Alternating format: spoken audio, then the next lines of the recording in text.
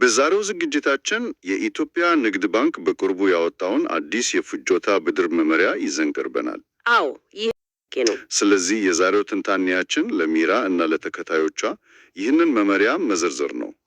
በተለይ በቤት እና በመኪና ብድር ላይ እናተኩራለን። እሺ፣ የመመሪያውን አጠቃላይ መንፈስ ስንመለከት ባንኩ ሁለት ዋና ግቦች ያሉት ይመስላል። አንደኛ፣ ግልጽና ወጥ የሆነ የብድር አሰጣጥ ስርዓት መዘርጋት ነው። ደንበኞች ምን እንደሚጠበቅባቸው አስቀድሞ እንዲያውቁ ማለት ነው። በትክክል። ሁለተኛ ደግሞ በገበያ ውስጥ ተወዳዳሪነቱን ማሳደግ ነው። እዚህ ላይ ግን የሚገርመው ነጥብ የቁጠባ ባህልን ለማበረታታት ሞከሩ ነው። ይሄ ገና ከመጀመሪያው ነገሮችን አስገራሚ ያደርጋቸዋል። ዝም ብሎ ሕግ ከማውጣት ባለፈ የሰዎችን የፋይናንስ ባህሪ ለመቀየር መሞከር። አዎ፣ ዝም ብሎ ገንዘብ አምጥቶ ብድር መውሰድ ብቻ አይደለም። እሺ፣ እንግዲያ በሚራ ጥያቄን ጀምር። የቤት ባለቤት የመሆን ህልም።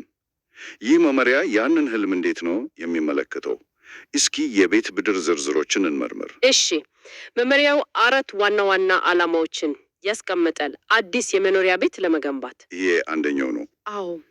ሁለተኛ፣ ነባር ቤት ላይ ተጨማሪ ግንባታ ለማድረግ ለምሳሌ ሰርቪስ ማዕከል ወይም ደግሞ ያለውን ቤት ለማደስና ለማስፋት ይፈቅዳል። አራተኛውስ? አራተኛውና ምናልባትም ብዙ ሰው የሚፈልገው ሙሉ በሙሉ ተጠናቆ የተሰራን ቤት ለመግዛት ነው።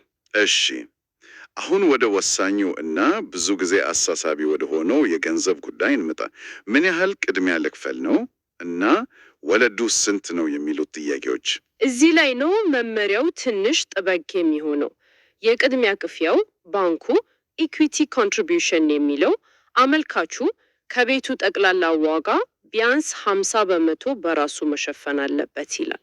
ቆይ 50 በመቶ? ይህ እኮ በጣም ከፍተኛ ነው። አዎ በጣም ከፍተኛ ነው። አንድ ሰው የ10 ሚሊዮን ብር ቤት ለመግዛት ቢያስብ 5 ሚሊዮን ብር በጥሬ ገንዘብ ሊኖረው ይገባል ማለት ነው። ልክ እንደዛ ማለት ነው። ይህማ ባንኩ በአንድ ህግ ብቻ አብዛኛውን ሰው ከውድድሩ ውጪ ያደረገው አይደለም። በትክክል ነጥቡ ይሄ ነው። ይህ ብድር በይፋ ለሁሉም ክፍት ቢመስልም የ50 በመቶ ቅድሚያ ክፍያ መስፈርቱ ባንኩ የፋይናንስ አቅም የጠነከረ ደንበኛ ለመሳብ የተጠቀመበት ስልት ነው። የወለድ መጠኑስ? የወለድ መጠኑ በዓመት 14 በመቶ ነው። የመክፈያ ጊዜው ደግሞ ቢበዛ 10 ዓመት ብቻ ነው። 50 በመቶ ቅድሚያ ክፍያ፣ 14 በመቶ ወለድ እና በ10 ዓመት ውስጥ መክፈል የወራዊ ክፍያውን በጣም ከባድ ያደርገዋል። እስኪ ስለ ዋስትናው እናንሳ። ባንኩ ራሱን ለመጠበቅ ምን አይነት መስፈርት ነው ያስቀመጠው? እዚህ ላይ ደግሞ የባንኩ ጥንቃቄ ጣሪያ የነካ ነው። ለዋስትና የሚቀርበው ንብረት ዋጋው ከተሰጠው የብድር መጠን ቢያንስ 200 በመቶ መሆን አለበት ይላል። 200 በመቶ?